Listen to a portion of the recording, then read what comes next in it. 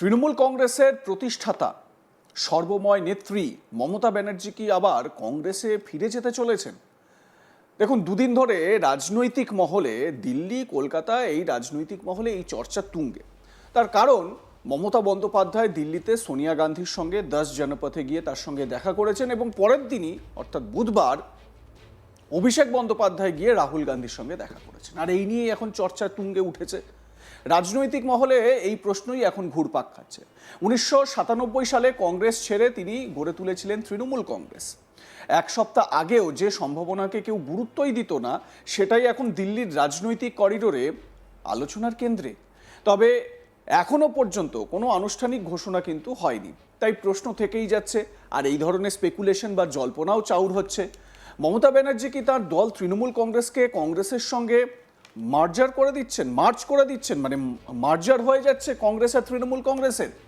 রাজনীতিতে অসম্ভব বলে কিছুই নেই। আর একের পর এক অস্বাভাবিক ঘটনার জেরেই এই জল্পনা ক্রমশ জোরালো হয়েছে। দেখুন, এই জল্পনা জোরালো হওয়ার পেছনে আরও কারণ এটাও রয়েছে, তৃণমূল কংগ্রেসে বিদ্রোহ।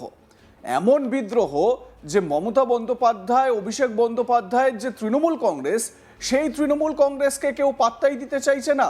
কি বিধায়করা, কি সাংসদরা, ইতিমধ্যেই শোনা যাচ্ছে 20 জন বিদ্রোহী সাংসদ তারা স্পিকারকে নাকি চিঠি দিতে চলেছেন যে তারা এনডিএ-কে সাপোর্ট করবেন। তারা নিজেদেরকে তৃণমূল বলছেন। কাকলি ঘোষ দস্তিদার তো বলেই দিয়েছেন যে তারা স্পিকারের কাছে আবেদন করেছেন, তারা আলাদা আসন চান। তারা তৃণমূল কংগ্রেসের, মানে এই অভিষেকের নেতৃত্বে যে লোকসভার তৃণমূল কংগ্রেস, সেখানে তারা বসতে চান না। একদিকে পশ্চিমবঙ্গে দলের বিধায়কদের বড় অংশের বিদ্রোহ, অন্যদিকে বিভিন্ন জেলায় তৃণমূলের কাউন্সিলর ও স্থানীয় নেতাদের উপর হামলার অভিযোগ। সংকট যখন বাংলায়, তখন মমতা ব্যানার্জি রয়েছেন দিল্লিতে। কেন? সম্প্রতি বিরোধী জোট ইন্ডিয়ার বৈঠকে যোগ দেন মমতা ব্যানার্জি এবং তাঁর ভাইপো তথা তৃণমূলের সর্বভারতীয় সাধারণ সম্পাদক অভিষেক ব্যানার্জি। প্রশ্ন উঠছে যে শেষ কবে মমতা এই জোটের বৈঠকে উপস্থিত ছিলেন? লোকসভায় 29 এবং রাজ্যসভায় 12টি আসন নিয়ে তৃণমূল ছিল বিরোধী শিবিরের তৃতীয় বৃহত্তম দল। যদিও এই মুহূর্তে লোকসভার তৃণমূলের সদস্য সংখ্যা 28। একজন সাংসদের মৃত্যু হয়, সেই কারণে 28। এতদিন কেন্দ্রের বিজেপি নেতৃত্বাধীন এনডিএ সরকারের বিরুদ্ধে নিজেদের আলাদা রাজনৈতিক অবস্থান বজায় রেখেছিল তারা। কংগ্রেস নেতৃত্বাধীন বিরোধী জোটের সঙ্গে দূরত্বও ছিল স্পষ্ট। তাহলে হঠাৎ কেন এই ঘনিষ্ঠতা? মঙ্গলবার বহু বছর পর সোনিয়া গান্ধীর সঙ্গে একান্ত বৈঠক করেন মমতা ব্যানার্জি। সূত্রের দাবি, সেখানে তৃণমূলের ভবিষ্যৎ এবং জোট রাজনীতি নিয়ে আলোচনা হয়েছে। এর পরদিন বুধবার কংগ্রেসের কার্যত প্রধান নেতা বা লোকসভার বিরোধী দলনেতা রাহুল গান্ধী, তার সঙ্গে বৈঠক করেন অভিষেক ব্যানার্জি। একই দিনে আবারও সোনিয়া গান্ধীর সঙ্গে মমতার সাক্ষাতের খবর সামনে আসে। পরপর এই বৈঠকগুলি ঘিরেই বাড়ছে জল্পনা। যেটা জানতে পারা যাচ্ছে যে জোট নিয়ে বা জোট নিয়ে বা ইন্ডিয়া নিয়ে কিভাবে এগোতে পারে, বিজেপি বিরোধী অবস্থান কিভাবে শক্তপোক্ত করা যায়, সেই নিয়েই নাকি আলোচনা হয়েছে সোনিয়া, রাহুল, মমতা, অভিষেকের মধ্যে। এ বিষয়ে কংগ্রেস নেতা অধীর চৌধুরী বলেন, মমতা ব্যানার্জি সোনিয়া গান্ধীর সঙ্গে দেখা করতে গেছেন। সোনিয়া গান্ধী একজন ক্ষমাশীল, দয়ালু মহিলা, তার সঙ্গে দেখা করতে গেছেন, তাই গলা জড়িয়ে ধরেছেন। এতে ভুল কিসের? অধীর চৌধুরী তিনি কি বলতে চেয়েছেন, একবার শোনাই তার বক্তব্যটা। मैडम सोनिया गांधी से मुलाकात करने गई। मैडम सोनिया गांधी एक उस कद की एक महिला है, क्षमाशील, दयाशील, सहनशील, सहानुभूतिशील।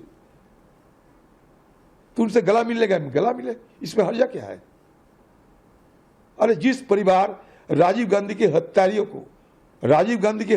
को प्रति अपना क्षमा दिखाए, जिस परिवार के प्रियंका गांधी खुद राजीव गांधी के हत्यारे नलिनी के साथ मुलाकात करने गए, उस परिवार क्षमाशील होते हैं, दयाशील होते हैं। শুনলেন তো অধীর চৌধুরীর বক্তব্য। তিনি বলছেন সোনিয়া গান্ধী ক্ষমাশীল, দয়াশীল, তার সঙ্গে দেখা করতে গেছেন, গলা মিলেছেন।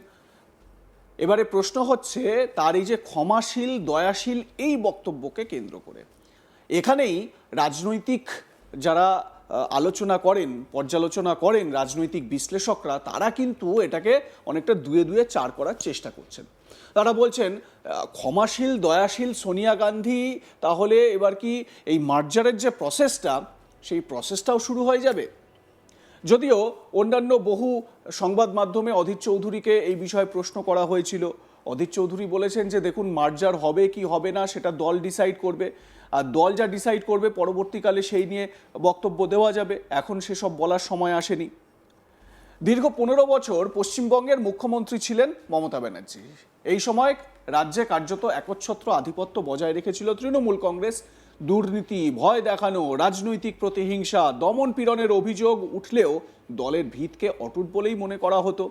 বাংলার রাজনীতিতে মমতা হয়ে উঠেছিলেন অপ্রতিদ্বন্দ্বী নেত্রী। রাজ্যের সীমানা ছাড়িয়ে জাতীয় রাজনীতিতেও বড় ভূমিকা নেওয়ার স্বপ্ন দেখেছিলেন তিনি। কিন্তু 4 মের নির্বাচনী ফলাফল সব হিসেব একেবারে ওলটপালট করে দিল। যে নেত্রীকে অপ্রতিরোধ্য মনে করা হতো সেই মমতা ব্যানার্জি এবং তার দল বিজেপির ঝড়ে কার্যত ভেসে যায়। এই ফলাফল যেমন বিজেপির পক্ষে ভোট, তেমনি মমতা সরকারের দীর্ঘদিনের শাসনের বিরুদ্ধেও জনরায় বলে মনে করা হচ্ছে। পরিস্থিতি এমন, মমতা বন্দ্যোপাধ্যায় নিজের ঘর সামলাতেই পারছেন না। এবার রাজ্যে, পশ্চিমবঙ্গে তো গেল দিল্লির কথা কিছুটা আপনাদের বললাম, রাজ্যে তৃণমূল কংগ্রেস থেকে নির্বাচিত, তৃণমূল কংগ্রেসের টিকিটে নির্বাচিত বিধায়করা তারা বিদ্রোহ ঘোষণা করে দিয়েছেন ঋতব্রত বন্দ্যোপাধ্যায়ের নেতৃত্বে, তাকে বিরোধী দলনেতা মেনে। 64 জনের নাকি সমর্থন রয়েছে তার জন্য বা তাকে বিরোধী দলনেতা মেনে। কি বলেছেন ঋতব্রত বন্দ্যোপাধ্যায় শোনাবো।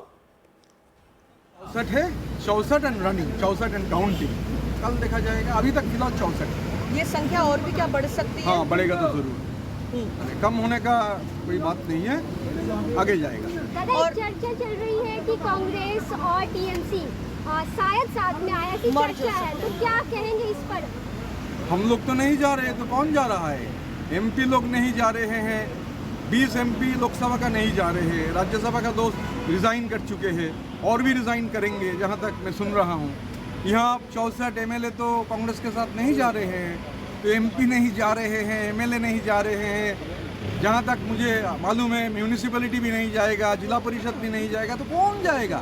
हम लोग कांग्रेस के साथ कोई मर्जर का सवाल ही नहीं है, सवाल ही नहीं उठता है कांग्रेस के साथ मर्जर। दादा आज एक सुष्मिता दीदी रिजाइन कर दिया अपनी राज्यसभा के पोस्ट से। देखिए, राज्यसभा में जो खास करके स्थिति है, मैं पहले भी बोल चुका कि अभिषेक बंदोपाध्याय का जो ऑर्गेनाइजेशन उस पर संघ है, गठन नहीं है। देखिए ना, माला राय महिला का सभानेत्री, सायोनी घोष यूथ का प्रेसिडेंट, कुछ चांद दिनों हुआ है अनाउंस हुआ है, वो लोग तो चले गए हैं। তো আপনাদের মতামত কি এ বিষয়ে? কংগ্রেস আর তৃণমূল কংগ্রেস কি এক হচ্ছে? অনেকে আবার এটাও বলছেন মমতা বন্দ্যোপাধ্যায়কে নাকি কংগ্রেসের সহসভানেত্রী করা হতে পারে। জানি না কি হতে চলেছে, যদি সেরকম হয় খবর তো সামনে আসবেই। আপনারা দেখতে থাকুন আজ তাক বাংলা, সাবস্ক্রাইব করুন আমাদের ইউটিউব চ্যানেলটি, বেল আইকন প্রেস করুন নোটিফিকেশন।